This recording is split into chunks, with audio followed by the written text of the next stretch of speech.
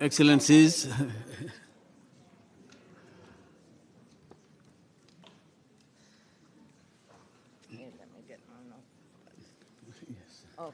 Excellencies, esteemed guests, ladies and gentlemen, a very good morning to you all. What a pleasure to be here with you, Madam Ashrawi. Thank you. My name is Fodesek. I happen to be the permanent representative of Senegal to the UN and chair of the Committee on the Exercise of the Inalienable Rights of the Palestinian People. I have the honor in welcoming you today in this interactive briefing, and I must insist on the word interactive. Our committee is a subsidiary body of the UN General Assembly with a mandate to advocate for the right of the Palestinian people, including the right to self-determination in accordance with international law and the principle of the UN Charter.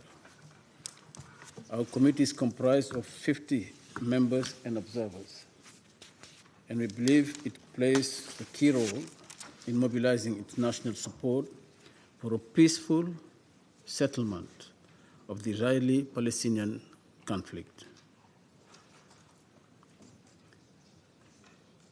2017 marks the 50th years of the Israeli occupation of Palestine, which began in 1967. Today's briefing gives us a rare opportunity to hear about recent political development and the current situation in Palestine for distinguished Palestinian Dr. Hanan Ashrawi. Dr. Ashrawi, all of you know her, but I should introduce her anyway, is a renowned Palestinian legislator, activist, and scholar who made history as the first woman to hold a seat on the executive committee of the PLO, whether as official spokesperson of the Palestinian delegation to the peace process, Minister of Higher Education, human rights advocate, or elected legislator. Dr. Ashrawi has been a staunch advocate for Palestinian rights and the rights of women.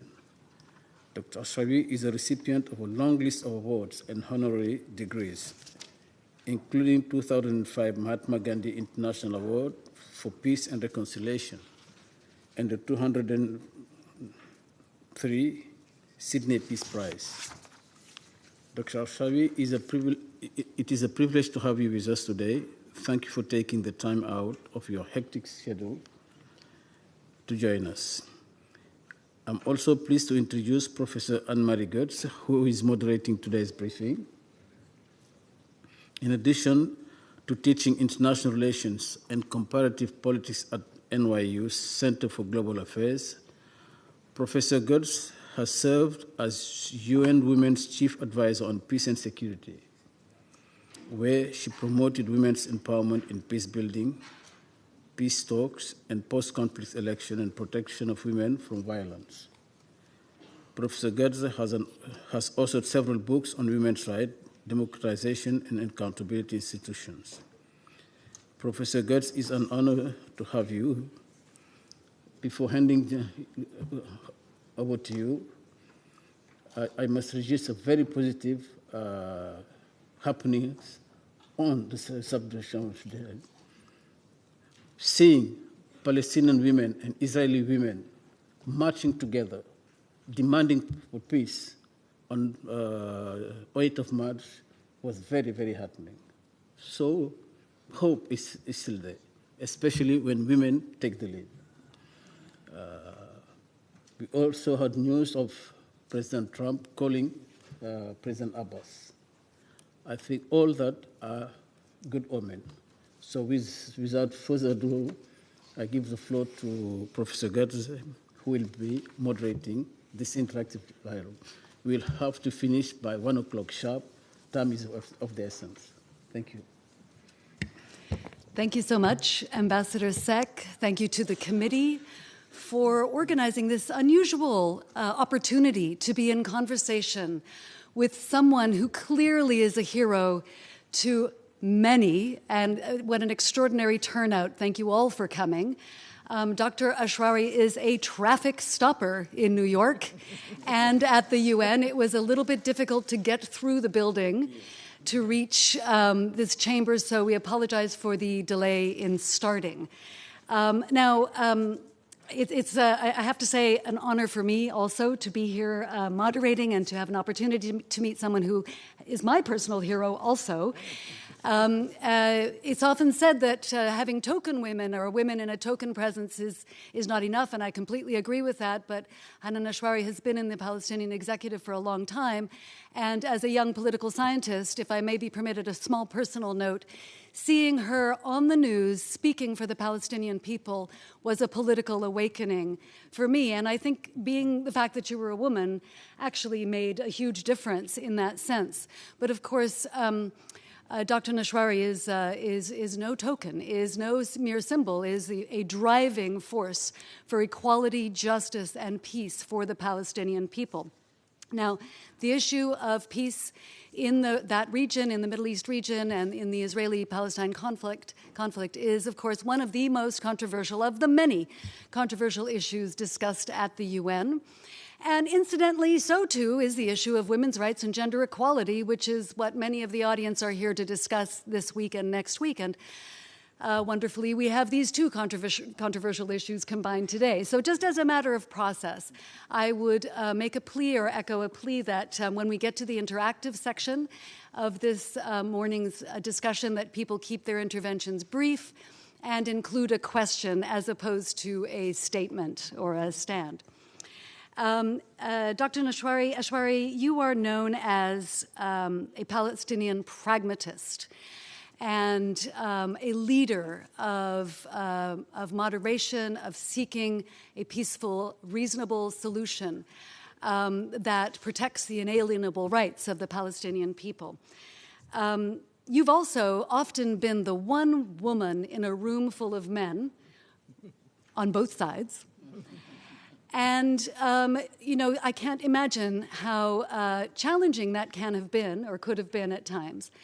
I think what we'd like to hear about would be your reflections on, the political process right now, and also on what are the prospects for peaceful solutions and what role can women play in bringing this about.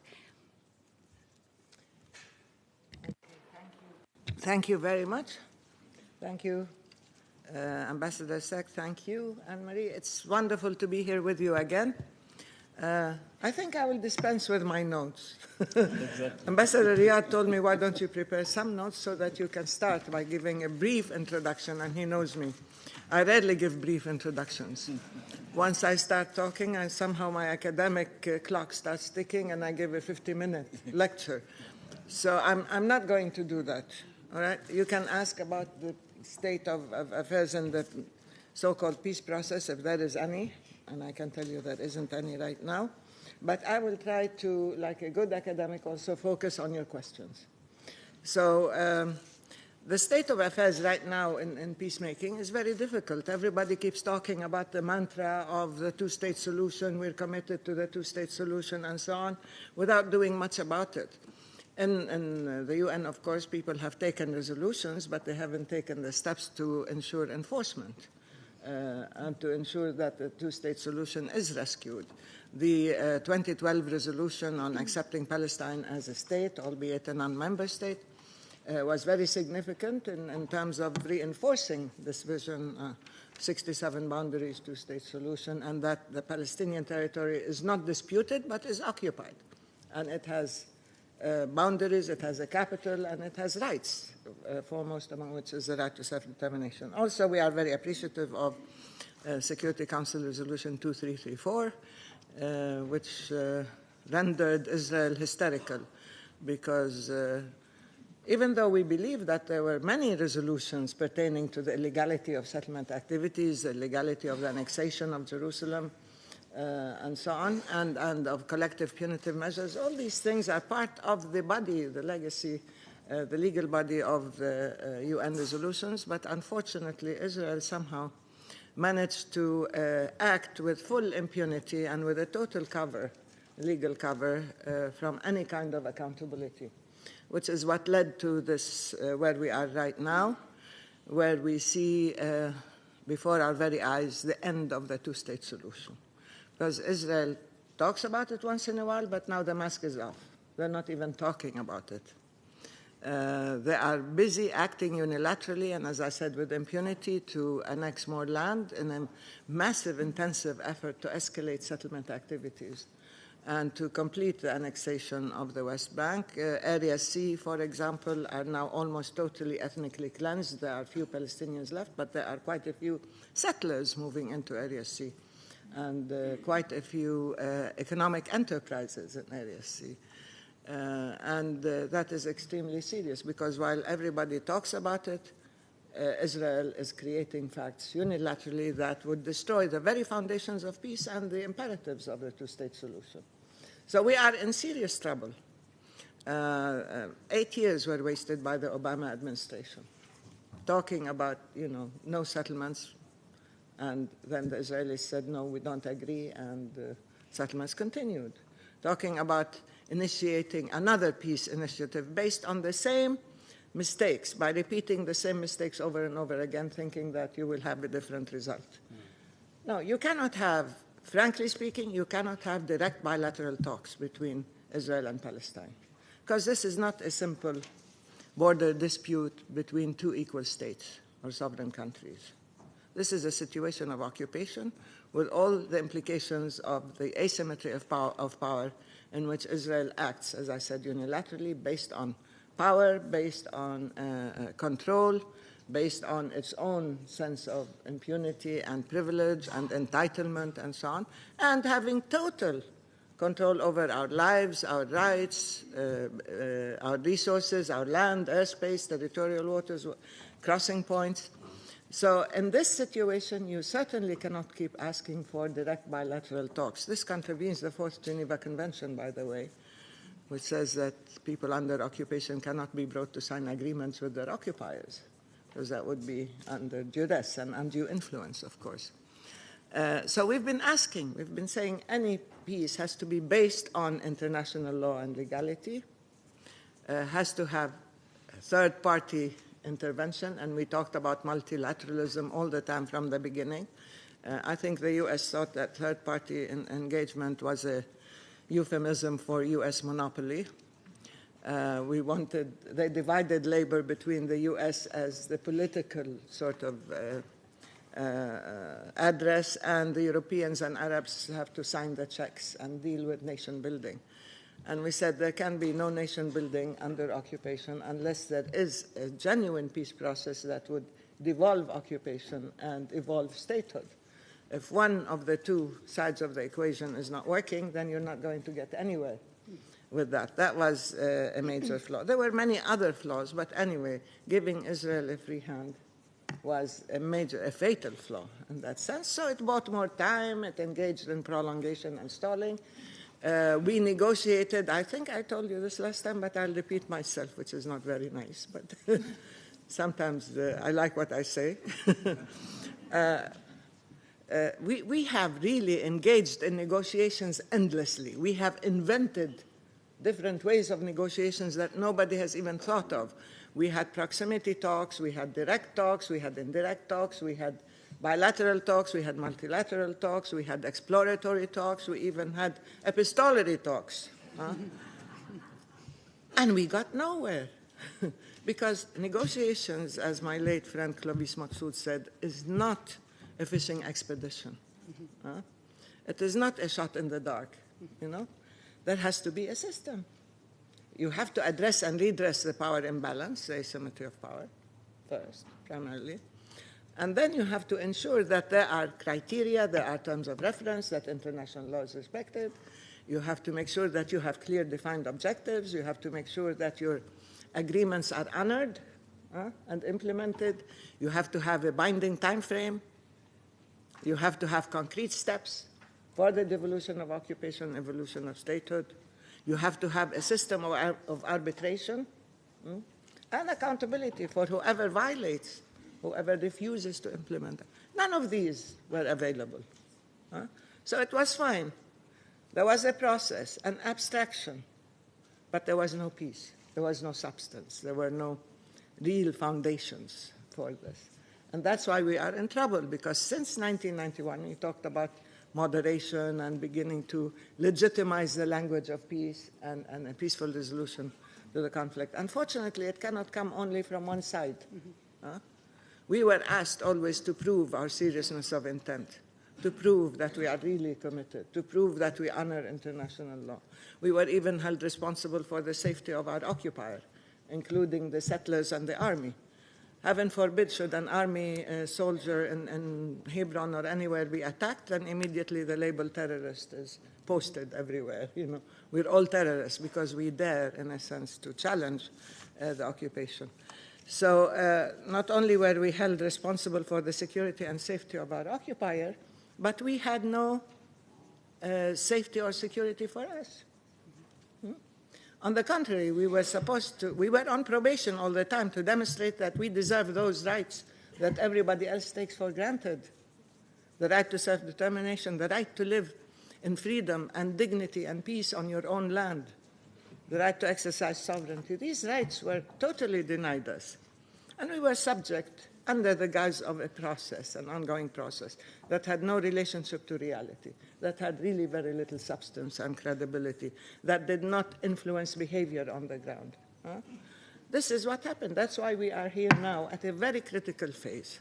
And I don't want to talk about all the other components of this critical phase, whether they are regional components, and we all know the difficulties of the region, we can talk about this later, or whether global and the rise of populism, the rise of racism, Islamophobia, misogyny, everything else that goes against the grain of what the Palestinians are struggling for and the means by which we are struggling. Peaceful, nonviolent resistance, negotiated settlement based on multilateralism, international law, and respect for international humanitarian law. So we are seeing a real degeneration globally. We are seeing power politics, we are seeing fragmentation, we are seeing proxy wars. I don't have time to define the region, you all know, we can talk about this later if you will. And Palestine, again, is in deep trouble. The thing is, I heard talks about how, let me just mention a friend of mine who was excluded from a position to which he was uniquely qualified, Salam Fayyad, because he was guilty of being a Palestinian. And it seems to me in parlance now at the UN, you can easily say, you know, that being a Palestinian is anti-Israeli in itself, that it's bad for Israel. If you're a Palestinian, it shows bias against Israel. Or if the UN attempts in any way to implement its own mandate and its own laws and regulations, then there is anti-Israeli and pro-Palestinian bias. I tell you, the problem is not that the UN wants to implement its own mandate and act according to its own conscience and requirements. The problem is that Israel wants to act with impunity and wants to maintain its position as a country above the law. That's the problem.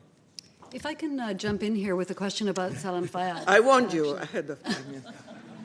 Yeah. If I could jump in with a question. You and Salam Fayyad formed the Third Way, the parliamentary bloc. Yeah. And I wanted to ask you about what are the constructive energies or dynamics for peace on either side at the moment, as well as within the region. You did mention regional dynamics, and of course, since the Arab Spring uprisings of 2011, there is a sense that Arab nationalism and Arab modernity is in turmoil.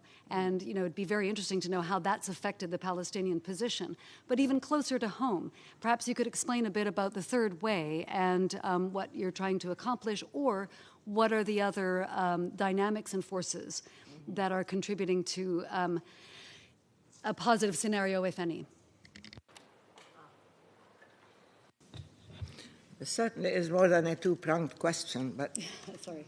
Look, just to be brief, the Third Way was a parliamentary bloc which we formed in 1 month, and we ran for elections in 2005, 2006, and we won 2 seats, Salam and I, just because we wanted to show that the Palestinian body politic is not polarized into, Fatah and Hamas, that there is room for pluralism, multiplicity, diversity, and for a language of human rights, good governance, accountability, transparency, and a language of nation building that is based on building such institutions, and also the linkage to social justice and peacemaking, and so on. So it was a comprehensive, integrated approach in terms of our election. Obviously, it resonated with quite a few people because in 1 month we ended up getting 2 seats while there were 3 parties that had been working for 40, 50 years that got 2 seats. So it meant we actually resonated somewhere.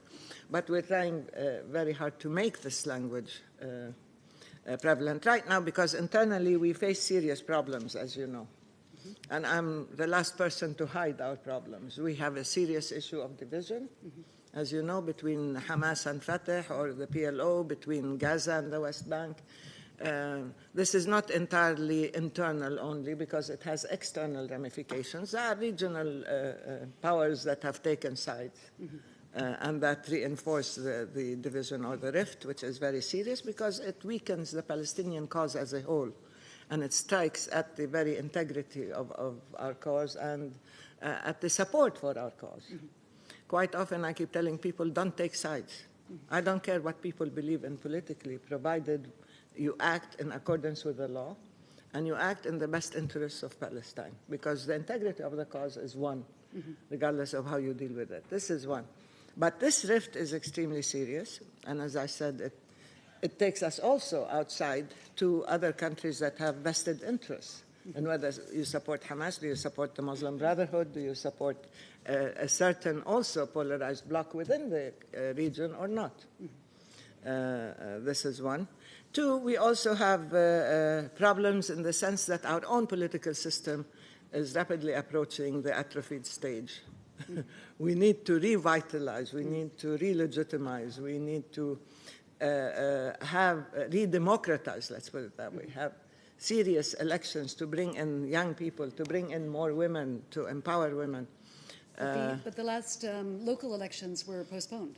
They were postponed, now they're not. But the thing is, they were postponed because of the division, because of the rift, because Hamas decided to delegitimize, to use its own courts to exclude certain lists that were Fatah. And then they accused Fatah of using their power in the West Bank to intimidate and so on Hamas candidates. So it was quite difficult. And they were postponed because they were tainted, in a sense. Now, we took a decision, the government did, that there would be elections in May, but the problem is Hamas has refused them in Gaza. We're trying now to urge Hamas to have elections. They should be persuaded, regardless of who supports them and who funds them, and so on. The legitimacy of any political party comes from its own people, from its own constituency, not from any external source. And holding on to power by anybody is detrimental to Palestinians at that cost. Now, the issue of Arab nationalism and modernity, the issue of what's happening in the region, Arab Spring, look, like any transition, this is a very difficult and painful and unpredictable and quite often bloody transition. And it does destabilize. Any transition destabilizes the region for a variety of reasons, in the sense that people were able to mobilize in cyberspace and bring down existing regimes, but they were not organized on the ground to bring out the vote. There was no really organized civil society, no organized political parties, in the sense, the only political party, like let's say in Egypt, that was really organized were the Muslim Brotherhood. In Tunis, they had more civil society engagement, women and so on, that acted as a buffer zone to protect the pluralistic democratic system. And there was a recognition among the Islamist parties that you cannot rule alone. And a sense of inclusion, a sense of responsibility. This is what we need. But in areas where there was also external intervention and military intervention, things collapsed. Look at Libya. and what happened to Libya. Look at the most tragic, I think, example in our Arab world is Iraq, because it's a country facing total fragmentation, the same way as Syria now is facing fragmentation, proxy wars. There are so many armies and so many funders and so on. So this has not only distracted from, rightfully so, I mean, it diverted attention and funding and so on, and political priorities. And in terms of human disaster, there are so many people who are, civilians are paying the price. Hundreds of thousands, if not millions, are being killed.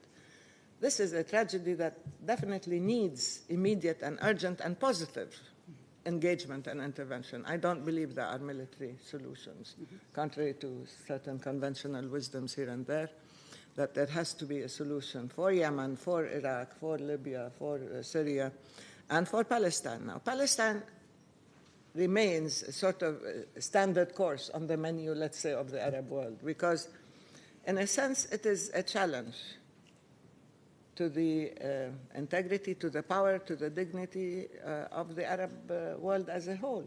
And it remains a challenge to the world. Do you have the political will and the power to implement your own laws and to protect the vulnerable and to bring about a just peace?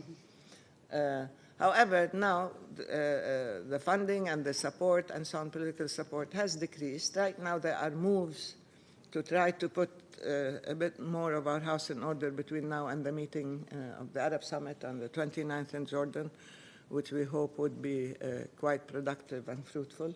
Israel tried to use the rift in the Arab world by creating this sort of Sunni-Shiite divide, and that it has real relations with moderate Sunni countries as opposed, to fight the Shiite. All these are fabrications, because we know the complexity of the Arab world. We know that it has never been polarized like this. We know that there are within one country, different ethnicities and sects and so on that have coexisted for years, if not for centuries, for decades. And the issue is you cannot exploit this in order to make political gains through Palestine. And the issue of saying that the Arab Peace Initiative can stand on its head, and Israel now wants to make peace with the Arab countries before it addresses the Palestinian question, and it's trying to turn the Palestinian question into a domestic issue in Israel under control. Don't worry about it. It's not the reason, why there's instability in the region. Look at all the other problems in the region. What we need is two things: to deal with security and economics. And Israel has repositioned itself to be an address for security and economics in the region, by the way, like talking about Sinai and Egypt, talking about the Gulf countries and Iran, talking about all sorts of issues that Israel is exploiting to reposition itself, to divert attention, and to give itself license to continue with the occupation and the annexation. It's very clear now. Anybody who has any illusions otherwise should understand Israel is openly talking about autonomy only for the Palestinians, peace with the Arabs, sovereignty over all of Palestine for Israel, the one-state solution.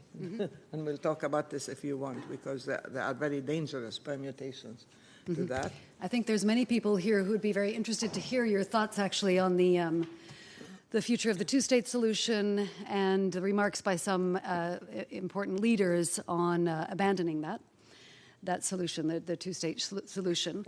It's clear that your agenda for the Arab Summit in Jordan is to make sure that divisions within Arab states are not exploited at the expense of Palestine, and that's a very clear strategic priority, to keep Palestine at the top of the agenda and a solution to the conflict.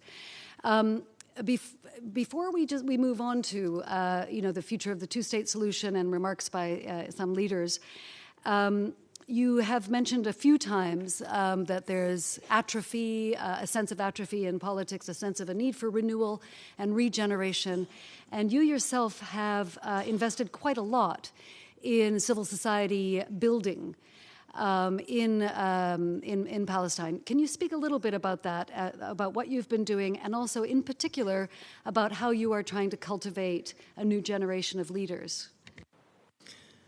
Thank you. And yes, I do believe that civil society is not just a safeguard for democracy, but for the health and well-being of a nation as a whole.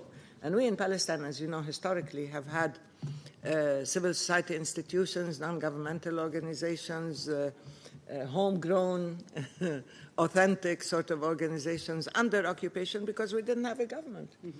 And we didn't have a central authority. So what we did was we built our own civil society organizations, our own trade unions, our own, even though it was illegal under occupation to have elections even, and to organize in any way, shape, or form. We built our institutions, our universities, as a means not just of resistance, they were a means of resistance and they still are, but also as a way of what we call in Arabic sumud, of maintaining people on the land, steadfastness.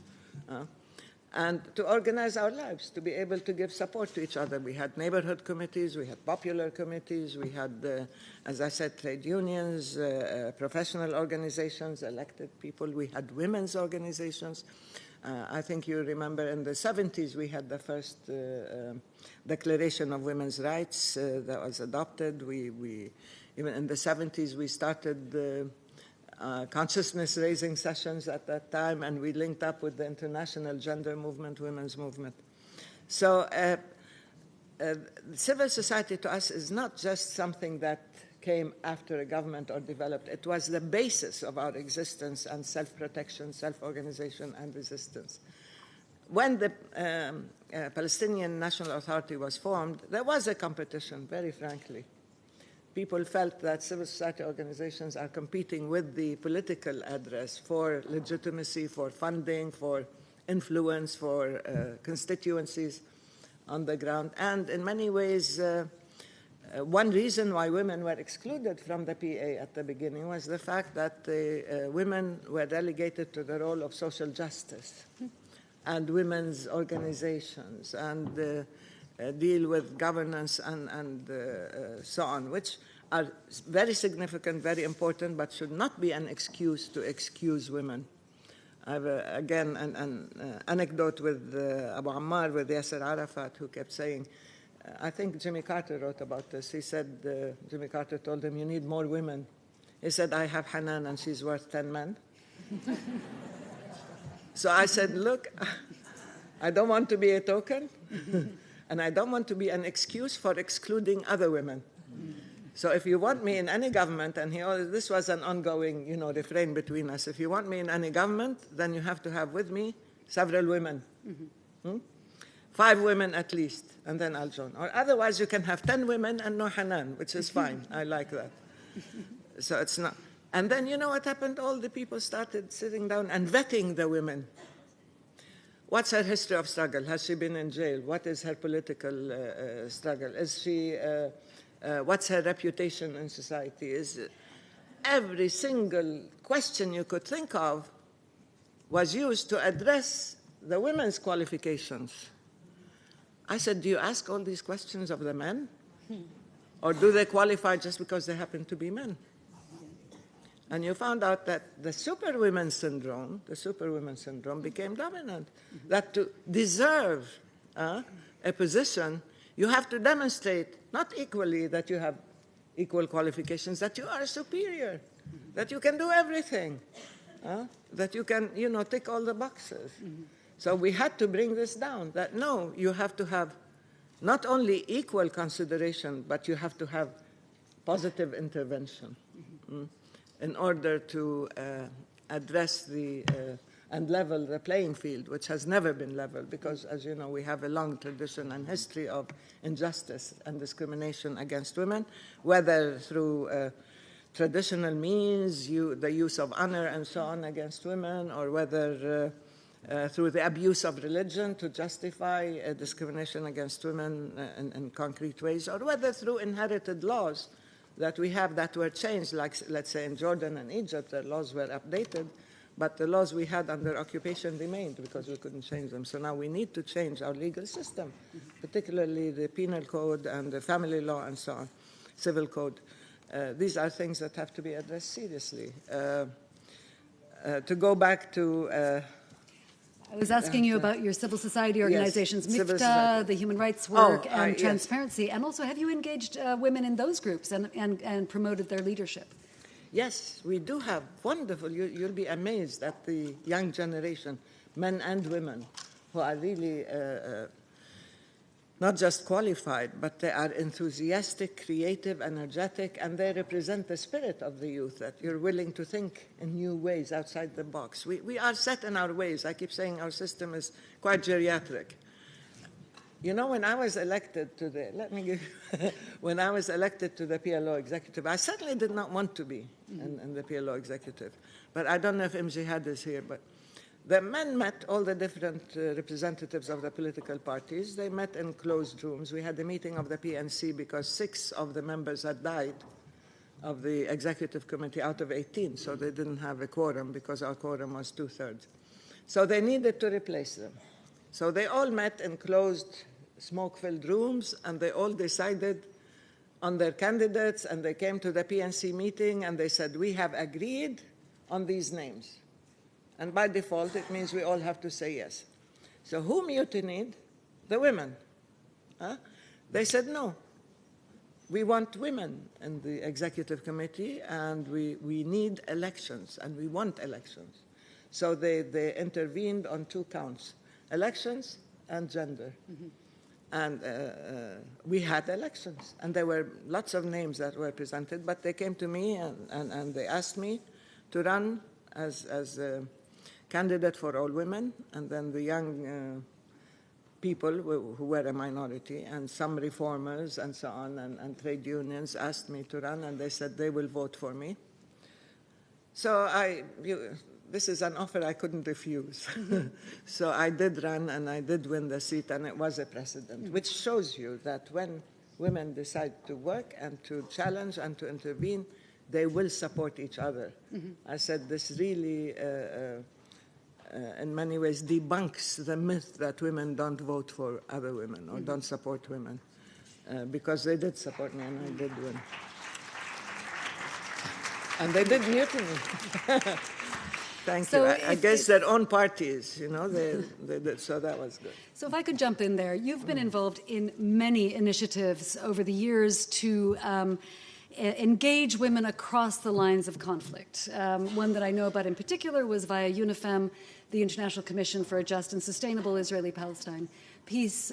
Some members of that commission, including the former foreign minister of Iceland, who's here, there you are, Ingebjørg Gulesdottir, were involved in that. And, you know, is there any discussion going on now across the borders, or does that risk normalizing the situation? And perhaps you could explain why so, if the latter. Yeah. No, the International Commission of Women was a landmark, actually, because we decided that before that, the predecessor was the Jerusalem link, in which you had, and we met in Brussels, I think, yes, in 1988, I think.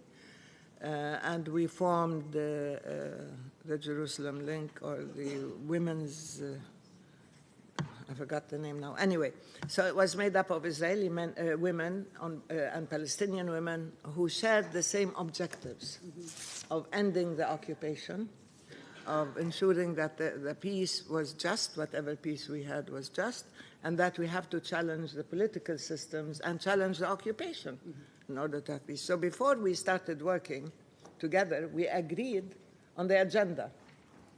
And we went back and we formed 2 separate organizations that would meet and coordinate on the agenda. And we were activists and so on, and we went out and demonstrated and faced the army.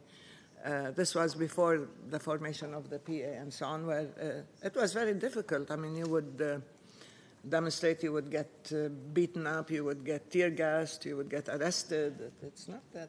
So we were, in a sense, and even before that, an activist coalition. And this is how we got our legitimacy. People didn't talk about this as normalization. They talked about this as solidarity and struggle and activism. And it was highly regarded. The political discussions, you know, came later with the political women. The International Commission for Women was a result of our understanding that this is not a bilateral issue, that this was a multilateral issue, that this was a global issue, that Israel was created on Palestinian territory as a result of an international decision, and that they have to take their responsibility. They cannot say, go back to direct bilateral negotiations. They cannot say, all right, you nice guys, you know, the women of Palestine, the women of Israel, you can make peace. No, we can't. We can't. Because when you are in Israel, you have a strong militaristic, male-dominated society that values strength, power, militarization, control, and so on, and deprivation of a whole nation of the right to self-determination. So we had to challenge the women that this mentality has to be challenged internally. Anyway, the International Commission for Women had many really powerful international women and women who had the same vision of peace, and gradually somehow the international component was weakened. The big divide came, and I'm being very frank with you guys, is when the Israeli government started delegitimizing any Israeli who asks for accountability for Israel. They started legislating. As you know now, there are laws that are extremely stringent. It's become a really oppressive state against human rights organizations, B'Tselem, against breaking the silence, against any organization that seeks to challenge Israel. Now they are challenging BDS, and they're making it illegal. So they made it illegal for Israelis to ask for accountability for Israel.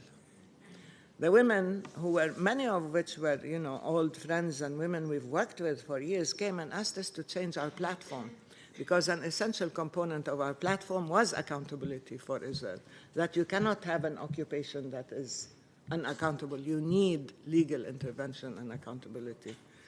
And unfortunately, because of that, some women were intimidated, which was not in my experience of women. This was a different phase. I don't know why.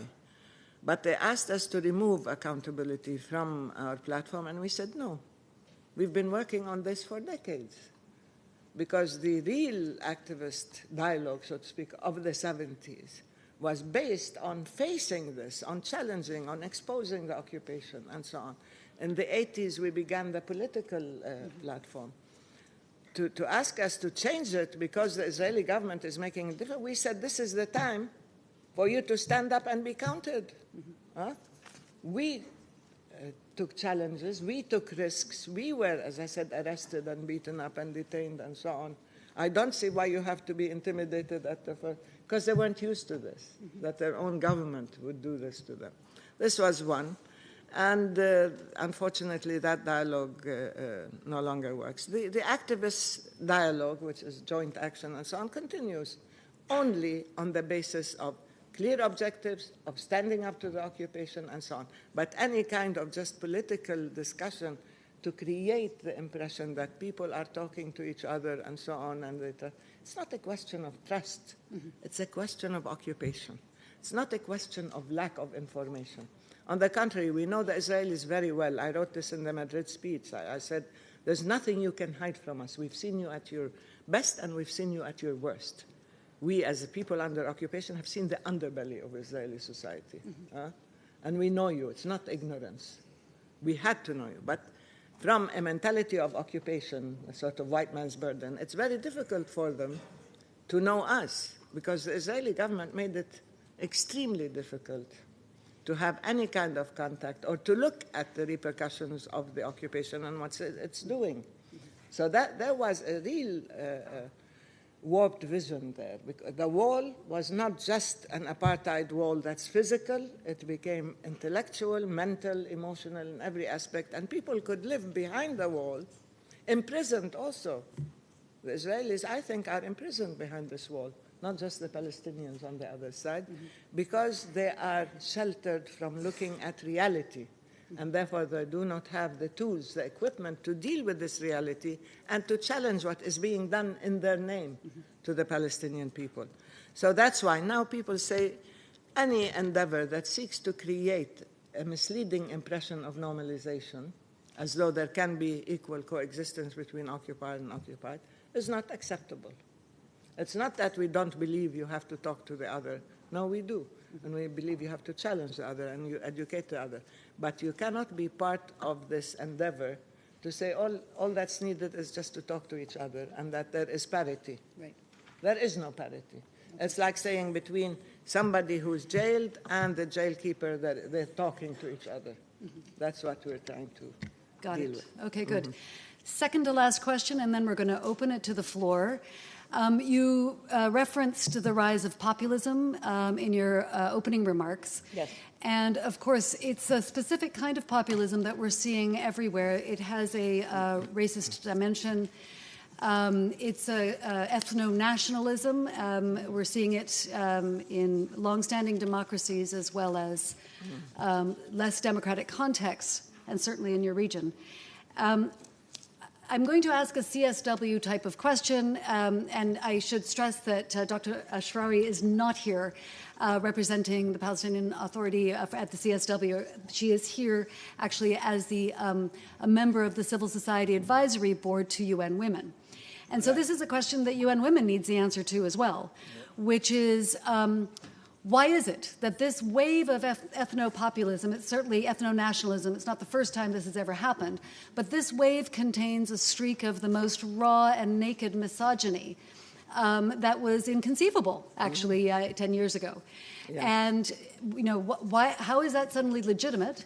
And, well, it isn't, of course, but how is this happening, and what should be feminist tactics for addressing this? So this is my second last question, and then a quick one at the end about what should the UN do. Okay, now you guys sit down for the next 3 hours. Look, of course, populism, ethno-nationalism, or if you want, hyper-nationalism,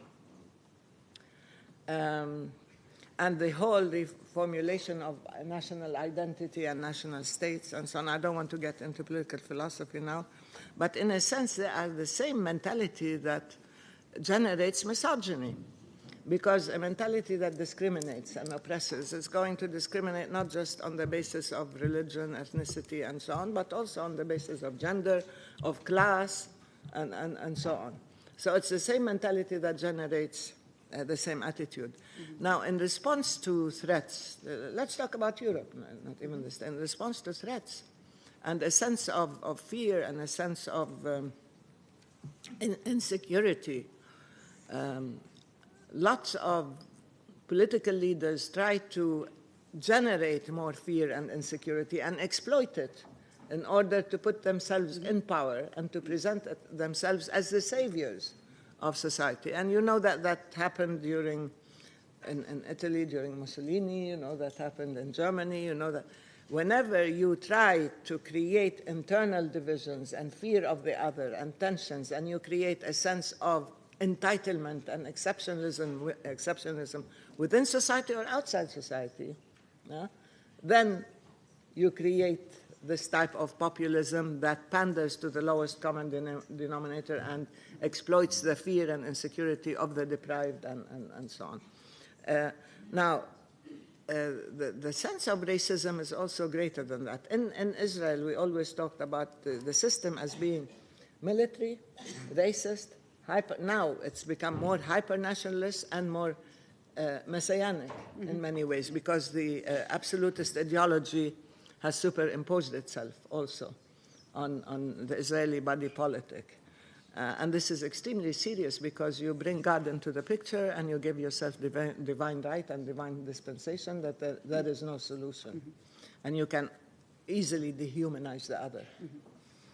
And in the States, again, they looked at the deprived. They look at people who felt victimized. And in many ways, the parties that were supposed to serve the working class, the deprived people, the oppressed, and so on, did not. And they were seen as being elitist. So their agenda did not develop in a way to respond to the needs of people, like the Democratic Party. I don't want to get into that either. But they turned out as they were accused of being elitists themselves. And political correctness became a charge, and so on. But to go back to the issue of raw, naked misogyny, because when you give yourself license to assign value to any group of people, particularly if you feel threatened and you're outside the club, the elite club, then of course those people who are outside, who are deprived, who are disenfranchised, who feel marginalized and so on, are going to go towards the people who guaranteed them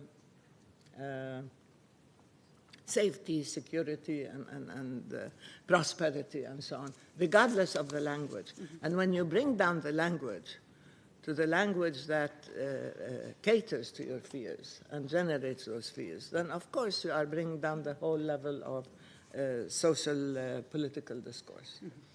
And once you do that, I mean, the corollary, the definite outcome would be, not just outcome, but an integral part of this type of perception and language would be the clear attacks on women, because you view women as being not just weaker, but as being beneath the more powerful. And so the attacks on women and misogyny also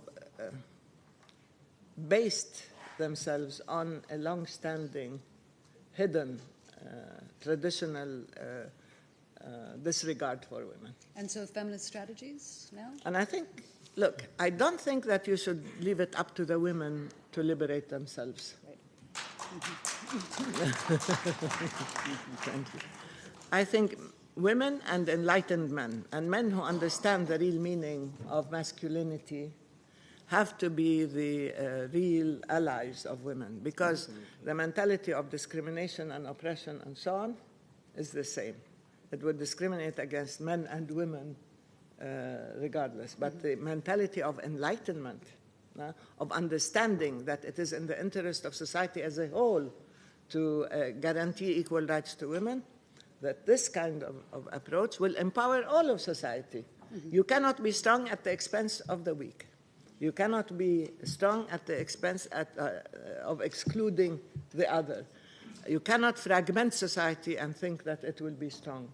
It certainly will be weaker. So I think we need not just women's organization and a women's approach. Of course we need that. But we need also enlightened men to become genuine allies, to become genuine advocates, and not just defenders, but the people. Sorry, I did the undoable.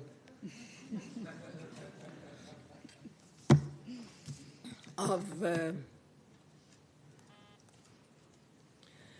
being the corrective force, let's say, within society. And, of course, understanding that it is a right for women to be equal. It is not a condescending gift. This is what my father told us. And he wrote about this before he got married and had 5 daughters. He said, women have the right to be, are equal by right, and not as a condescending gift by the men. And so he said later on, he said, when I tried to do things that were very untraditional in our society, he said, look, we never put limits to you or your abilities or your behavior or whatever. We trusted you. So don't accept any limits by others and by society. And that's how you empower you. You need men who would empower women as well. But also you need women's solidarity. So I've had the benefit of the support of enlightened, confident men.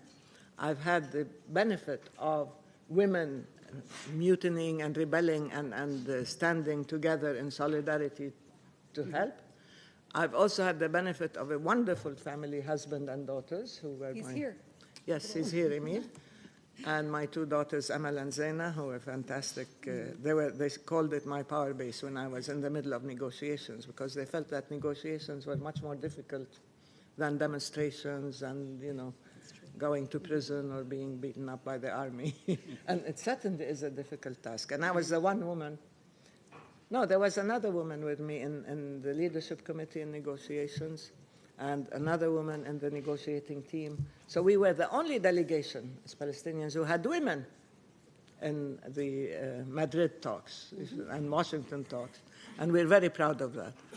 So as I say, it's true that women cannot make peace by themselves, and they cannot be left to undo the damage done by the men. Yes, quite right. And I can tell you most conflicts, if not all of them, are done by men. They are man-made, and I always say man-made. Of course, it's up to the women to prevent a different language, but it's also up to the men who understand that man-made conflicts can be resolved on the basis of legality and by political means, not by God anyway. Great. So solidarity, mutiny, and I think also we need defectors from easy patriarchy. We need men who stand in solidarity and put feminist values and women's equality as an equal goal with any other. And challenge the patriarchy. Now, just the very last question, then we'll open, is about the UN's position has always been to defend the two-state solution. It still is. We're in the UN now. Are there any last messages for the UN and its priorities now?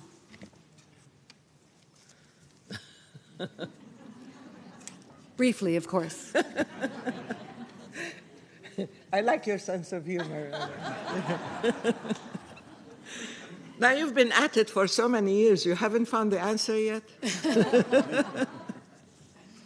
Look, I started by saying we appreciate all the resolutions. We appreciate 2334. We appreciate all the institutions and organizations that have been supportive of women. We appreciate this committee and the division and so on. But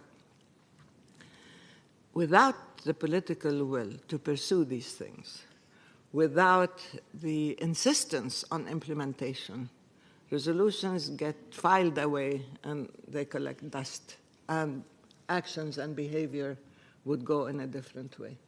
The question of accountability is crucial to us. So I would tell you what we tell ourselves as Palestinians without pontificating too much. One should not be intimidated by pressure, by blackmail, by threats. I know there are many governments who are worried about themselves and about their interests. I know there are many organizations who are worried that they will lose funding. Look, nobody is more worried than the Palestinians because we don't have any money anyway, since we're not in control of our resources or our land or anything, including our human resource. And we are being threatened by Congress. Not that they support us, but they keep telling, if you go to the ICC, that's a nuclear weapon. That's the end of it. You know, you will get no money from Congress. You will be declared terrorist organizations. I said, we're already declared terrorist organizations. And the funding that the Americans, give us are funds that go to some infrastructure here and there, but primarily to security, because they want our security to be subcontractors for the Israelis, because the Israeli security is primary.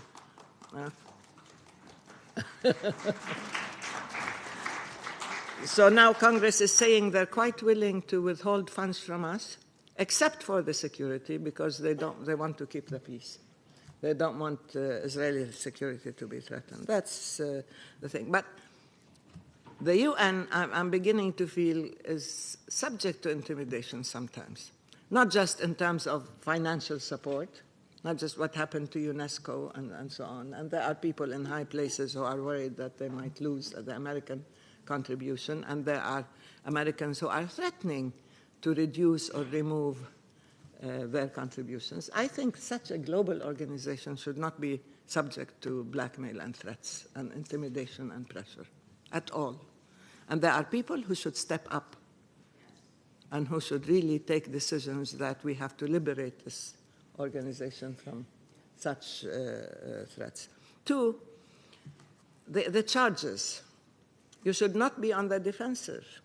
You cannot be accused of being anti-Israeli if you are pro-peace and pro-justice. This kind of language is becoming prevalent. If you support the Palestinians, you're against Israel. Or if you are for your own laws and justice and resolutions and so on, then you are against Israel. The problem is Israeli behavior. It is not the institution. It is not the fact that the UN wants to enforce or wants to respect its mandate. And we haven't seen a single resolution, as well as agreements that we made with Israel, being honored and implemented. Why not?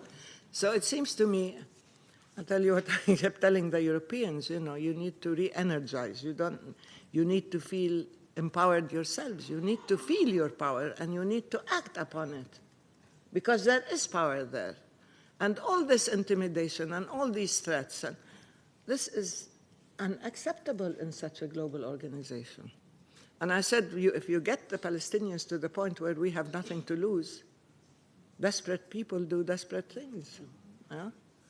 On the contrary, it's important to stand with the victims and to continue to speak truth to power. That's your job. And to expose violations and to call for rectification and redress.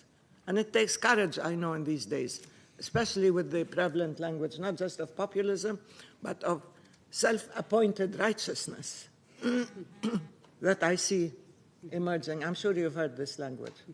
It has to be addressed, and there is room for commitment to principles and values that have governed the behavior of this organization, or that are the basis of this organization since its inception.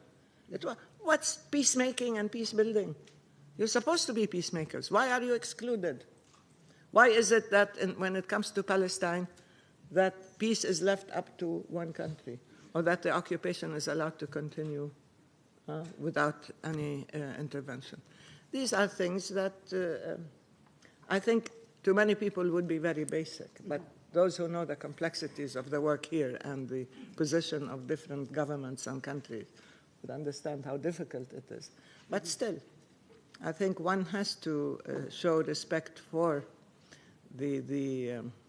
not just the mandate, but the standing and the credibility and the integrity of this institution. And follow-up is very important. We've been asking, so 2334 was taken, we need follow-up on that. Also, individual countries who talk about the two-state solution and so on should recognize the Palestinian state. You should act accordingly. It's not up to your conscience. Look, I believe in the two-state solution, so I can go home and do nothing because I believe in peace and justice.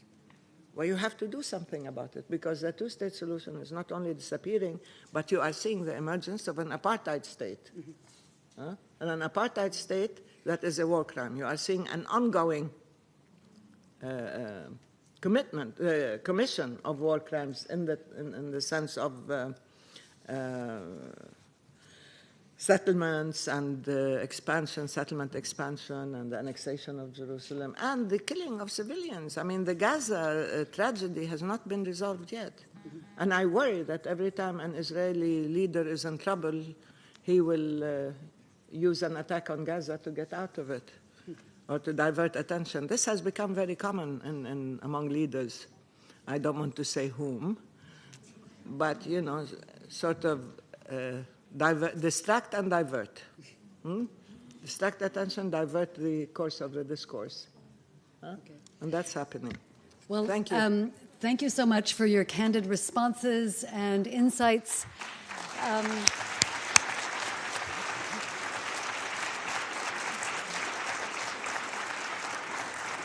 And by no means distract, but perhaps divert. We're going to now divert to questions from all of you. I do not represent the UN, and therefore I am a little bit wobbly on protocol. So if I could just start by saying what the South Africans say, which is all protocols observed. And please forgive me if I fail to adequately recognize anyone.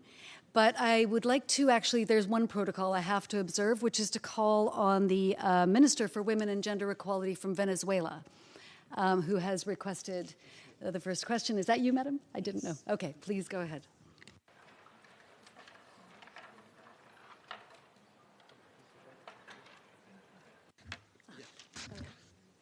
Bueno, en primer lugar, un saludo a la doctora Hanan Ashrawi.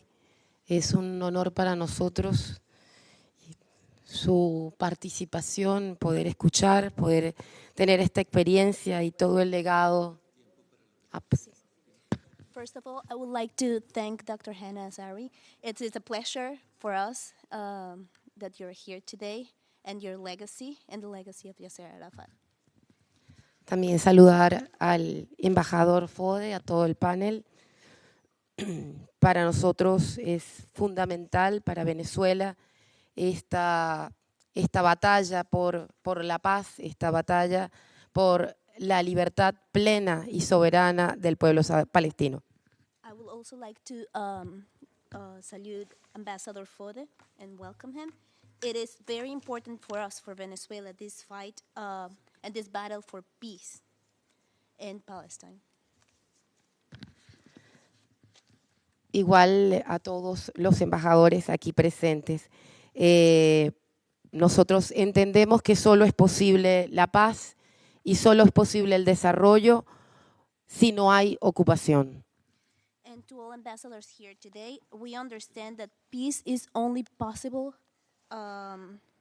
with development and the end of occupation. Venezuela, como compromiso de nuestro comandante Chávez y ahora ratificado por nuestro presidente Nicolás Maduro, tiene una postura firme de solidaridad y de acción permanente para la liberación del pueblo palestino. Venezuela is committed under the legacy of President Chavez and ratified by President Maduro on the commitments for the independence of the Palestinian people. For the independence of the Palestinian people. Hemos asumido posturas firmes. Cuando la operación Plomo Fundido, Venezuela rompió las relaciones con el gobierno de Israel para apoyar de manera plena el derecho a la vida del pueblo palestino. We have taken strong stances with the operation Plomo Fundido. We broke our relations with Israel El derecho a la vida del pueblo palestino. to defend the right to life of the Palestinian people.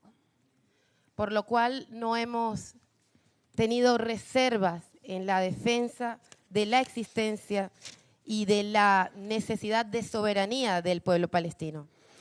So we haven't restrained ourselves in the defense to life of the Palestinian people. La necesidad de un mundo multipolar, un mundo pluricéntrico, donde la ocupación y la imposición imperial sea absolutamente sancionada, es la única garantía de paz. The necessity for a multipolar and pluricentric world where Un mundo multipolar, pluricéntrico, multipluricentric world. es la única forma It's the only de way of garantizar guaranteeing la paz. peace. Creemos que es fundamental que Naciones Unidas pida cuenta por los crímenes de guerra cometidos contra el pueblo palestino. We believe that it's important for the United Nations to take accountability, to hold accountable those responsible for the crimes against the Palestinian people.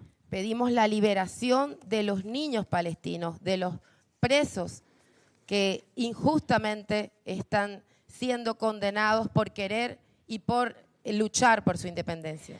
We demand for the liberation of children that have been captured for fighting for the rights and liberation of Palestine. Las mujeres solo lograrán su emancipación, su igualdad y su equidad y tener derechos si no hay ocupación. Women will only achieve their emancipation, equality, and equality if there's no occupation. Venezuela se compromete en apoyar esta lucha de las mujeres palestinas, que es la lucha de las mujeres del mundo. Venezuela is committed to the fight of Palestinian women, which is the fight of all women across the world. Que viva Palestina. Long live Palestine. Well, thank you. I think we'll take that's not a question, so we'll take a few. Today's an interesting issue, but we'll get to it. I think we'll take a couple of points and comments and questions too, ideally, and then we'll ask for a response. Ambassador Mansour, did you want to? Thank you very much. You know, I want just to say that how honored we are to have Dr. Hanan Ashrawi with us, and to thank her so much for her presentation and the eloquent way in which she responded to your questions. Let me say on behalf of the delegation of the State of Palestine at the United Nations that we are grateful to the committee, to the chairman, and to all of my colleagues who are members of the committee and the Bureau who are with us to the ministers who are with us. I believe in addition to the minister from Venezuela, we have a minister from Pakistan. We are grateful for having them, with us today. Let me just say that it was legislated in the General Assembly to authorize the committee in collaboration with countries, agencies, civil society, and so on and so forth, to organize as many activities in all corners of the globe during this year, which is the year in which we will commemorate 50 years since the beginning of occupation in June, with a view of ending that occupation. So I just want to say that this event is one of those events as we continue the march of highlighting the struggle of the Palestinian people and the ruthlessness of the Israeli occupation against our people. So this is one event. Many events before it took place and many events after it will take place, because this year only it will not be the 50 years of the occupation, but in November it will be 100 years since the adoption of the infamous Balfour Declaration. We are trying very hard to have a very famous individual, Professor Walid Khaldi, hopefully in November 2nd, to fill the General Assembly Hall to tell us things about the Balfour Declaration. We are trying very hard, and Nawaf is here, the ambassador of Lebanon. We are working, in order to make that a reality. And of course, we will have a large conference, hopefully in the General Assembly Hall as well in June, marking, the 50th anniversary of occupation. So I hope that all of you will be with us and others. And we are grateful for all those who are very active, countries, civil societies, and officials to help us to withstand the onslaught against our people. The second issue that I wanted to raise with you, that Hanan referred to the fact that a very respectable Palestinian individual was denied a very important and complicated post by the UN simply because he's a Palestinian. And as we speak today, there is another a very respectable professional, Dr. Rima Khalaf, who was pressured by whom in order to withdraw a professional report about the reality of the Palestinian people under occupation with the resemblance of apartheid, and she was pressured to remove that report, and she resigned as we speak. She made a press conference. I just want to tell you that we salute her and salute her courage.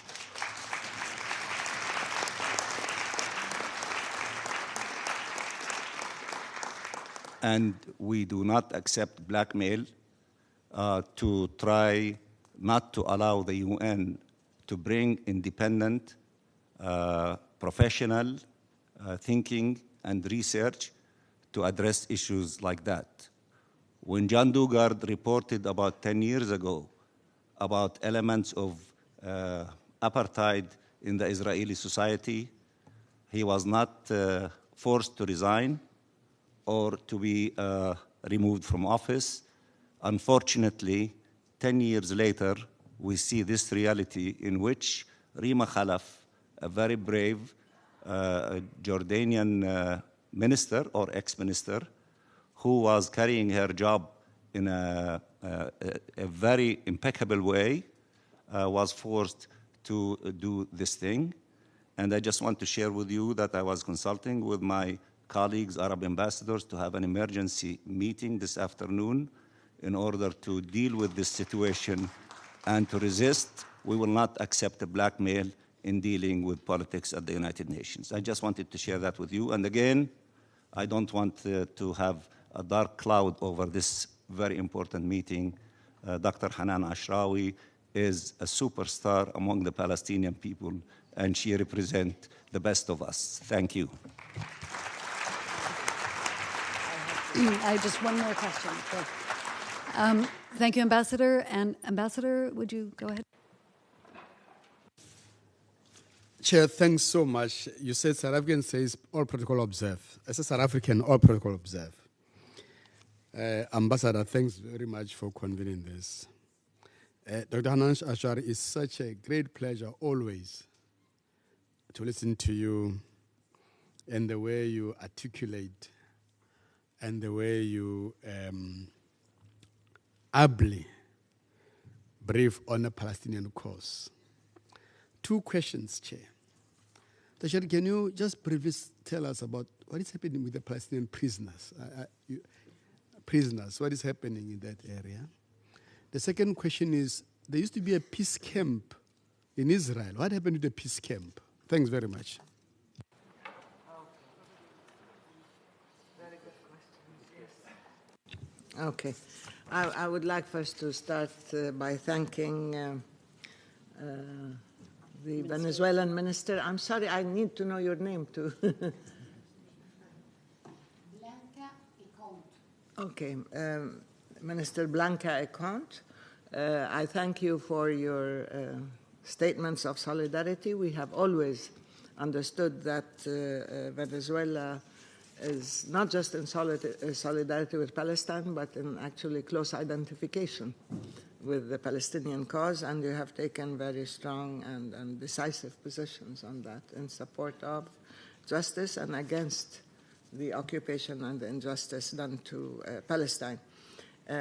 You also raised the issue of women's equality, that it cannot be fully possible unless the occupation ends. This is something very crucial, and those of you who are with CSW now and even with the UN Women, we always frame also a large part of suffering and violence and discrimination as being an offshoot of the occupation. Because when you are living under such a repressive system that deprives you of all your rights, and a violent system of constant aggression, then the violence finds its way into society. When you have ways of discrimination and dehumanizing people and devaluing their lives and rights, also that in many ways affects women primarily, and it also has implications for the behavior of men. When the men feel disempowered and they feel vulnerable, and they cannot protect their families and their communities, and they have tremendous anger and resentment, it also takes itself out, expresses itself against the women. So if you want to deal with women's rights in Palestine, yes, you have to deal with the enslavement of the whole people, but you cannot postpone the women's struggle until we are free. That was our position, that the struggle for self-determination, freedom, dignity, equality goes together, whether at the national level or at the gender level and issues of social justice. So I thank you for raising this question. Riyadh, thank you very much for your very kind words. I'm very embarrassed. But you said something that, let me add just, we're commemorating 100 years since the infamous Balfour Declaration, yes. 70 years of the partition, and it's the UN that took the decision to partition Palestine, and 50 years since the occupation. And I think we can also say we're approaching zero time for the two-state solution. So yes, this year is significant, and its significance should be expressed in decisive action and engagement. And I'd like to thank all the people who are engaged in carrying out activities and in taking concrete steps to ensure that this injustice does not continue, and that there are counter forces that are going to stand up and face this injustice. We were absolutely indignant about what happened to Salam Fayyad, because we felt you're depriving the UN also of people who are qualified, who are excluded by virtue of their nationality. That's all. And this is unacceptable. This is unjust, because you're not only excluding the Palestinians, you're also telling the UN that you cannot avail yourself of such qualified people, because what? Palestinians are subhuman? Palestinians have to be devalued also at the UN? This is just unconscionable, really. But now what happened with Rima, I have known Rima Khalaf for years and years and years, an indefatigable fighter for justice and human rights, and a very brave woman. Those of you who've read the Arab Human Development Report, you knew that Rima was behind it when she was at the UNDP. And a woman of foresight and courage, and highly respected throughout the Arab world, actually throughout the world. This kind of intimidation and blackmail should not be acceptable at all in such an organization. You asked me what the UN can do. The UN cannot be part of a discriminatory, oppressive system. It cannot allow individual countries to blackmail the UN and again to punish individuals for having the courage to speak out. I mean, what are you going to do when Jimmy Carter said, peace, not apartheid? Everybody's calling it apartheid. Even Israelis are calling it apartheid. And the South Africans told us when we had delegations that this is worse than apartheid. In the words of Ilan Pape, this is a displacement-replacement paradigm, where you are attempting to eradicate a whole people, their culture, their history, their rights, and so on, and replace them with another. And this is a situation where you do have ethnic cleansing. Now, the problem is not to be upset because a word was used, like ethnic cleansing or apartheid. The question is to be really upset because this is being practiced. You don't object to the description, you object to the act. And we have the responsibility and the right to call the act by its name. We are not going to cleanse the language because we don't want to upset Israel or anybody. So from here, I really would like to send a message to Rima not to resign. I think people who are forcing her to resign should leave their office.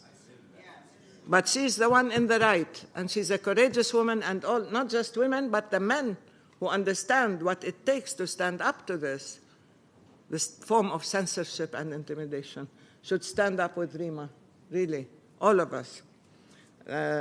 This is not just censorship, this is blackmail, this is intimidation. This is an attempt at silencing critics of Israel, really. And it is an apartheid situation, and there is ethnic cleansing being carried out, whether in Jerusalem or in areas here throughout Palestine. There is discrimination, and Israel is legislating, not just for discrimination, but for also targeting its own organizations who want to speak out, including breaking the silence and human rights organizations. Now, South Africa is a country that we love dearly. Doesn't date back to Mandela, even before. I remember when I was a student, in '69, we had the General Union of Palestine Students meetings, and the ANC came and they said, when you are free, when Palestine is free, you mustn't forget us in our struggle against apartheid. And I remember when Mandela was released in the early 90s, we met, and we used to meet regularly. He was a man of history, a man of courage and dignity. And he's the one who said that no one is free until Palestine is free, or our dignity is closely linked to Palestine.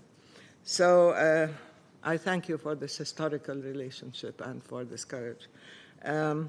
Palestinian prisoners. Look, since 1967, Israel has imprisoned over 800,000 Palestinians since the beginning of occupation, more than 800,000. So it's very hard to find Palestinians of the appropriate age who have not been to jail. That's why we call ourselves prison graduates.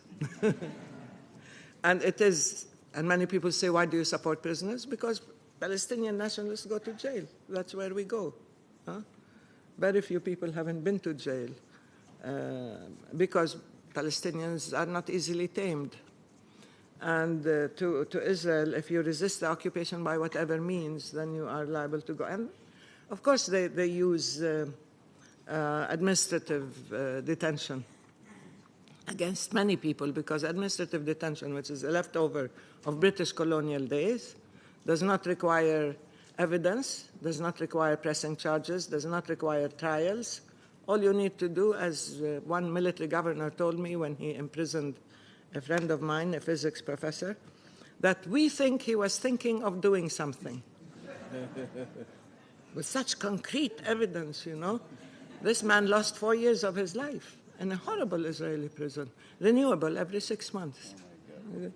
This is the kind of charge you can have. When Britain, when it withdrew from Palestine, they repealed administrative punitive measures, including house demolitions, including collective punitive measures, and so on, including deportation, and including administrative detention. But Israel kept them, and kept many emergency laws dating back from the British mandatory period in order to discriminate against the Palestinians and to maintain the system of colonialism. I'm sure many people don't know that. And they use it also to exercise censorship against their own press.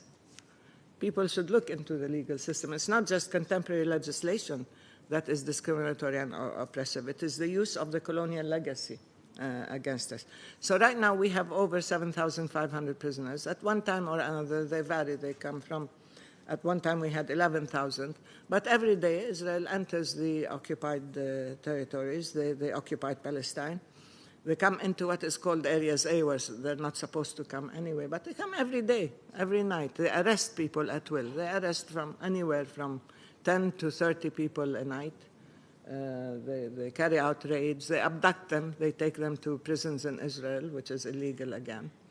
I would like to mention some of my colleagues from the Legislative Council who are still imprisoned, who were abducted, like Marwan Barghouti was taken from Ramallah, and he was falsely charged and tried in Tel Aviv, which is illegal.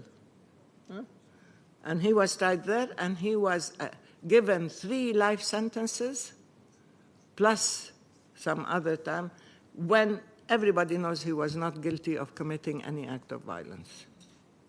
They somehow found ways of giving him because he was guilty of organizing. Yes, he was organizing the youth, and he was very active in resistance and so on, and he is a credible leader in Palestine. So it is an ongoing hemorrhage here, and an ongoing pain and injustice, the Palestinian prisoners issue.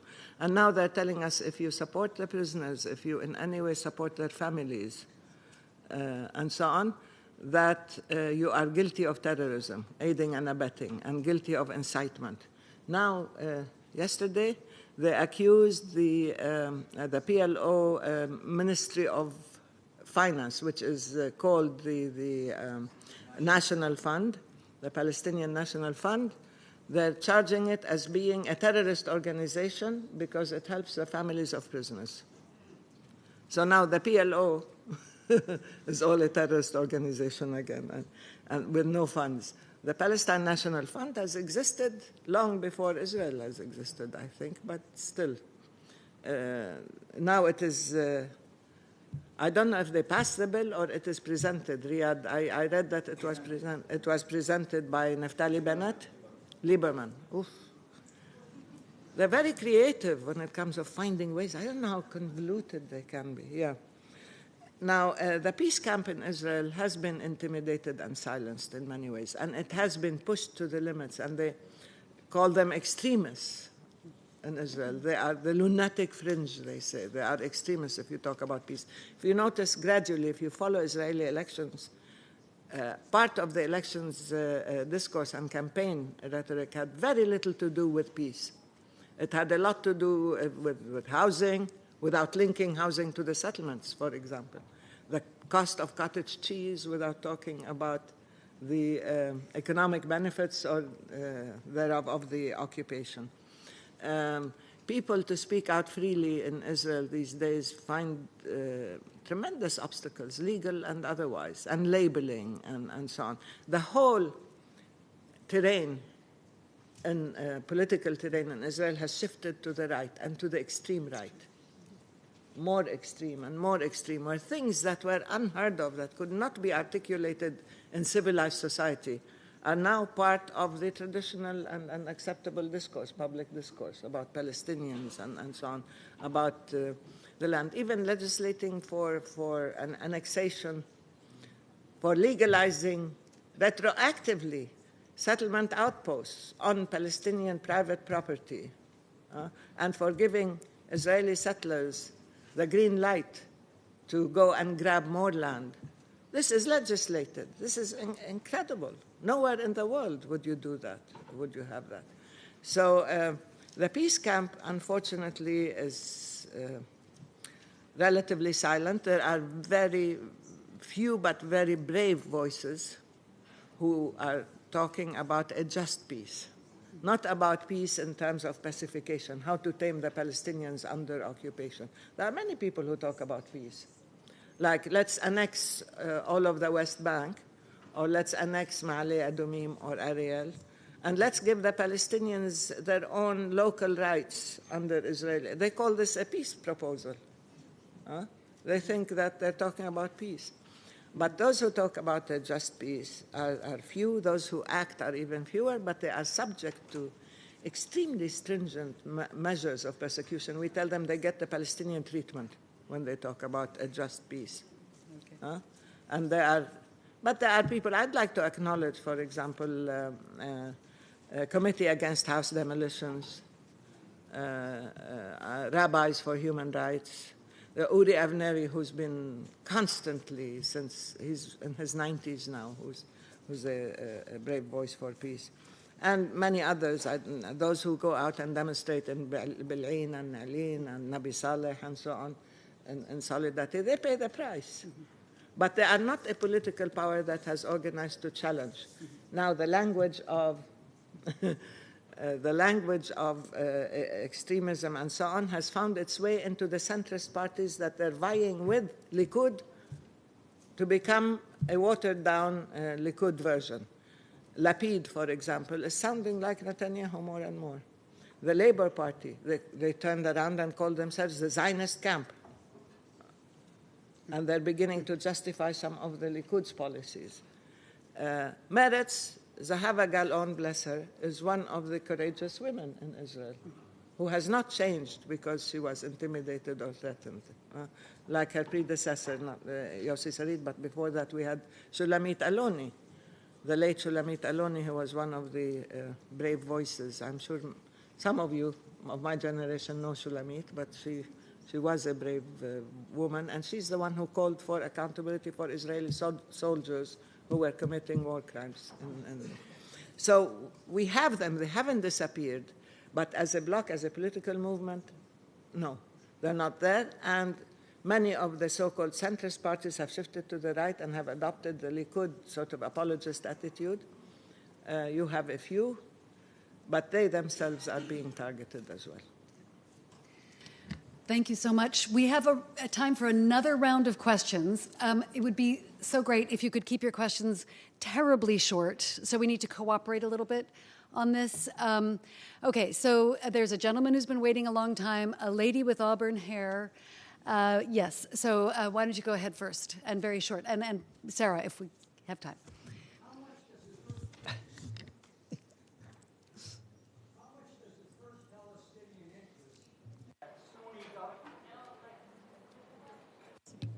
Has to be read. Thank you. How much does it hurt Palestinian interest that neighboring Sunni governments are accommodating Israel because of the challenge from Iran?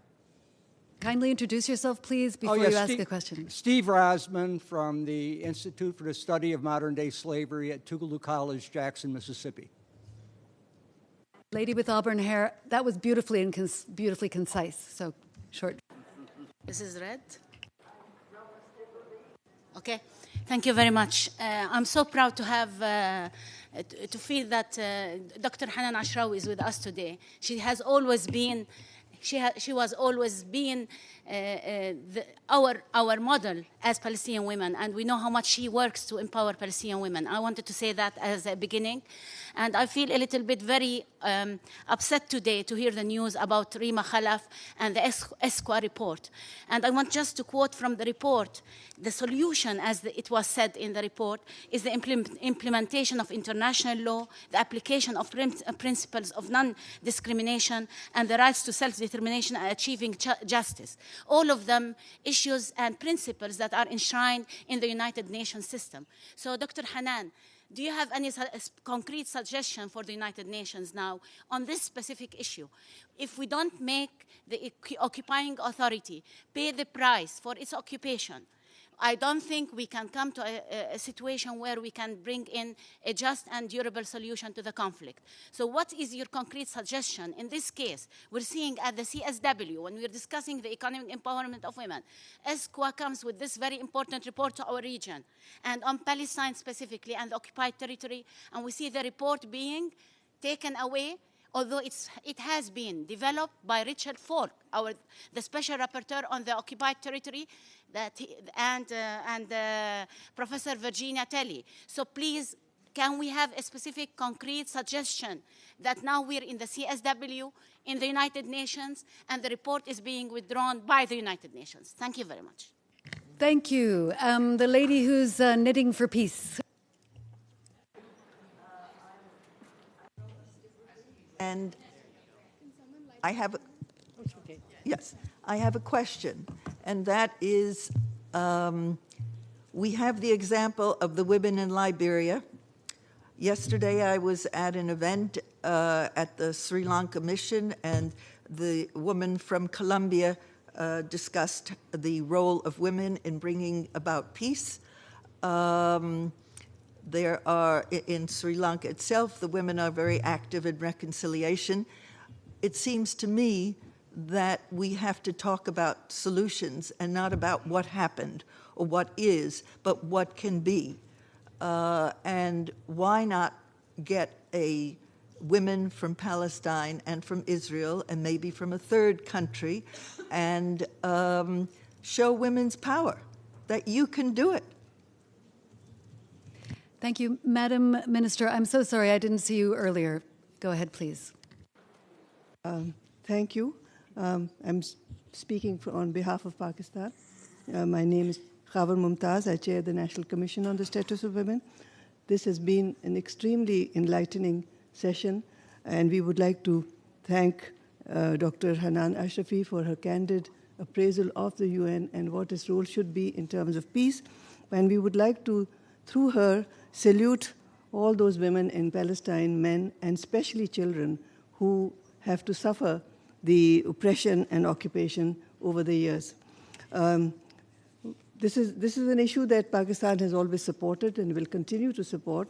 But as a woman and as an activist, I really want to understand how women are organizing towards ending peace and towards ending the conflict and working towards peace.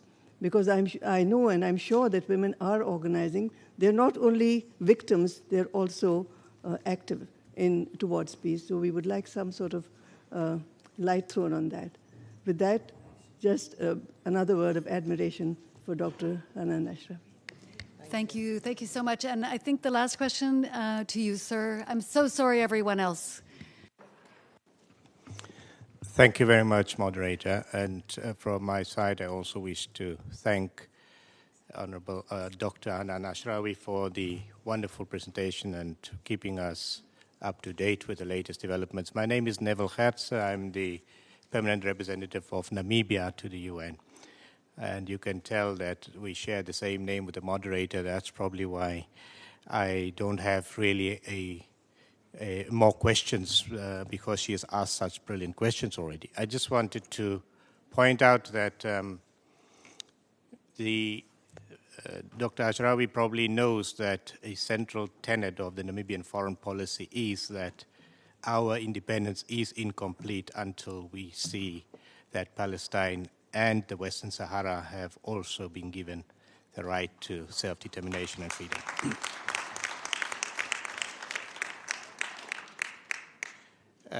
When I hear the word apartheid, you will understand that it engenders a lot of anger and hatred and memories of really bad times that we have gone through. And when you talk about the wall and that it is a physical image of infrastructure of apartheid that is being imposed on you, I remember the times when we had our people out in the cold and I'm wondering, what is it that you are doing to deal with the Palestinians in the diaspora? How are we organizing them? How are we supporting them to harness also their capacity to support the process? I thank you very much.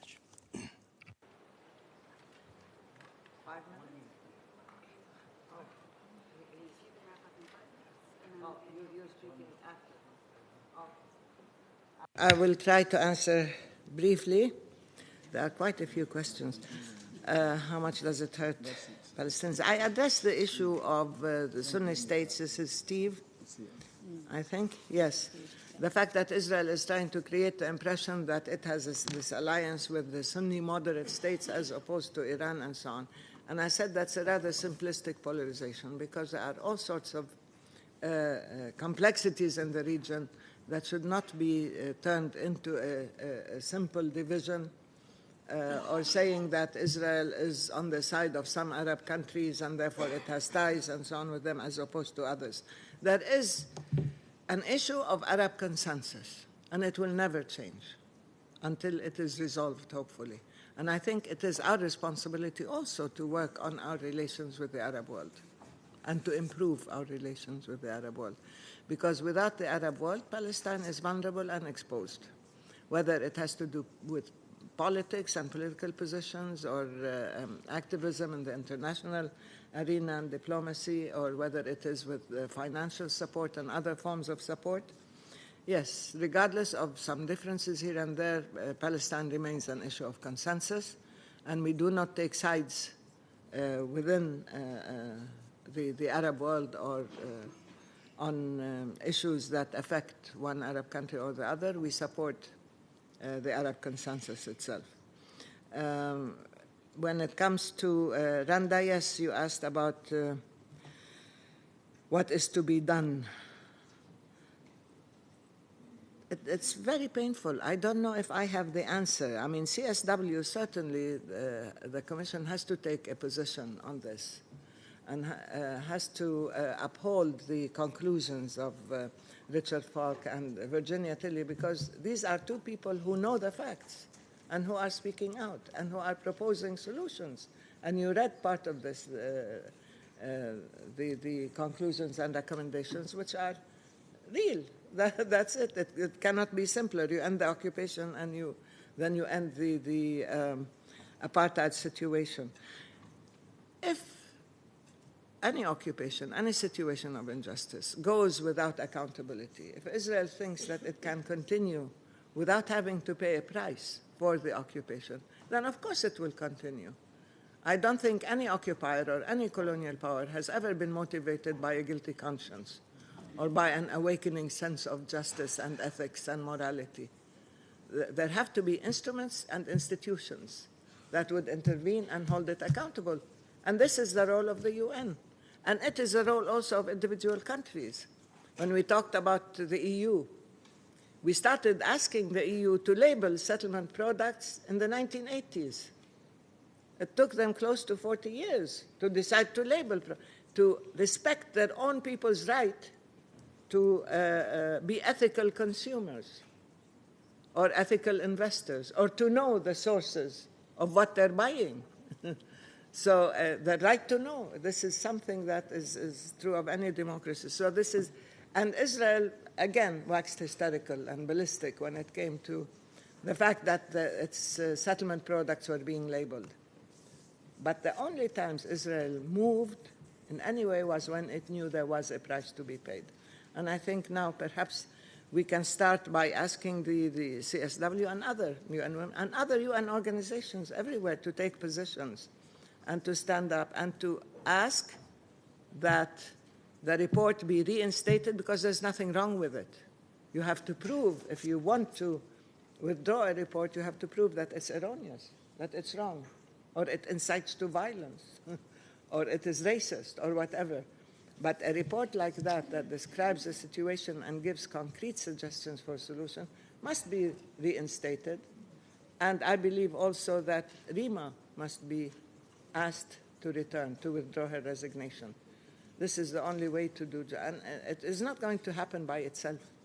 unless we mobilize and unless our voices are heard and unless we act in defense of people who dare to tell the truth, again, the truth will be withheld and will be disguised, and there will be censorship, and people will be intimidated.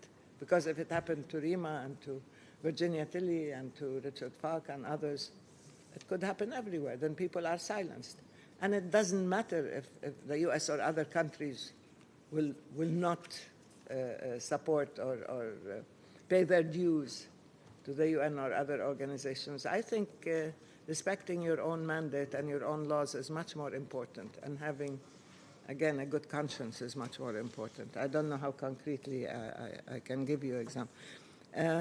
What about women? I told you women were the first. This is from, I forgot the minister. Yeah. Yes, women were the first to mobilize and to talk about peace and to work on a joint peace agenda and to challenge this man-made situation. We don't call it a conflict. It's a situation of occupied and occupied. And we can talk to each other as women, but we have to challenge the occupation. This is the real issue. And having a Palestinian-Israeli dialogue, it started in the 70s. In the 80s, there was a dialogue. And women were the first to break this and say, no, we were saying how the occupation is lethal to the Palestinians, and the women's organization and Peace Now and so on were saying how the occupation distorts the moral fiber of Israel. So the women have to look at it from their perspectives, but there has to be a common sense of justice and values to work together. You cannot accommodate the occupation and say, okay, now I want my token Palestinian counterpart in dialogue. That's why we said we won't normalize. In the sense, we won't say everything is fine provided we talk to each other. There has to be some objective that you're working for, and some joint visions, and some joint actions. It's not just the men who are responsible for this. There are whole societies that are being drawn into this. You have a whole cross-section of settlers. Now, when we started the peace process, and the women were the ones who started the peace process in 1991, we were very vocal in that. There were over 100,000 settlers in the West Bank. Now you have over 700,000 settlers. The peace process has ended up being a cover for expansionism and for taking over the whole West Bank. So women's power, yes, but women's power to speak, to stand up to injustice and to speak truth to power, that's what we need, not to try to create a false impression that we are talking and everything is fine. They have to challenge their own system. They have to challenge the occupation. We have challenged the occupation. We'll continue to do so. And there are many brave women who are doing that.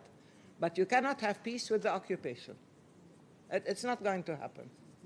Unless you believe that the Palestinians are going to either suffer from collective amnesia, or they are going to be, their spirit will be broken and they will succumb to this status of slavery, enslavement in the 21st century. This cannot happen. It has to stop. As far as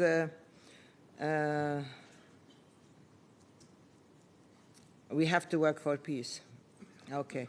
No, we're not only victims, and I don't like the mentality of victimization, because when you see yourself only as victim, then you give yourself license to do unto others what was done unto you, which we don't believe in. We have been proactive. It's not, as I said, mobilizing to end the conflict. When we describe what is happening, it's because the truth has been absent for so long. It's because the Palestinian narrative has been silenced and has been censored, and because most people hear only the doctored language of Israel. Mainstream media has led to greater ignorance. So I'm challenging this to say, asking people to unlearn some of the preconceptions, misconceptions, and so on that Israel has managed to create over all these years. We really have to have the courage to address the truth. That's why we have to spell it out. That's how we continue to advocate and speak out honestly and courageously, and I expect nothing less from people in this room. And I believe that the Palestinians are not victims only. The Palestinians have been very proactive. I'll end with this. I don't think there's any nation that has made this tremendously painful concession and compromise of accepting another country on 78% of their land. All of Palestine was Palestinian, right? And when Israel was created on 54% of Palestine by the partition plan, it was seen as an act of tremendous injustice. When we went to negotiations, we went even beyond that. And we said, okay, the 22% that Israel occupied in 1967 should be the Palestinian state. And that did not come as a result of just concessions. It came as a result of a long and painstaking and painful debate and discussion within the Palestinian body politic. And it's not easy. And there are many Palestinians who are still smarting, who say, why did you do that? Because we want to create a situation where there are two countries that are equal and living side by side. And I still believe that Israel's legitimacy depends on our acceptance of Israel, because it was created on our land, and we are the aggrieved party. But we made this essential compromise, and it has to be recognized as such. And it wasn't easy. And this is our contribution to peace. And we accepted a negotiated political settlement based on international law. What else can the Palestinians give? This is our commitment to peace. And women were the first to articulate a nonviolent solution and nonviolent resistance, and to be part of neighborhood and popular committees and nation building and so on.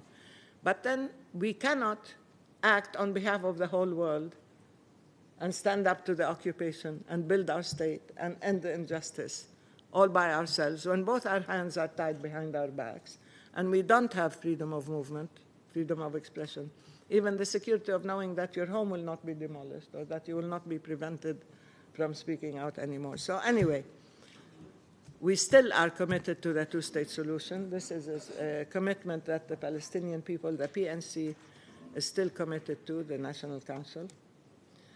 But we have to be careful that our language and political agenda does not become absolutely irrelevant by the facts on the ground that are being created by Israel.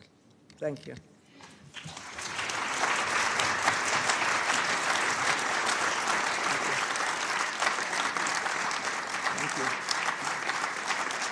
Thank you very much. Thank you. Thank you. That concludes the meeting. I have to stand up. Thank you very much.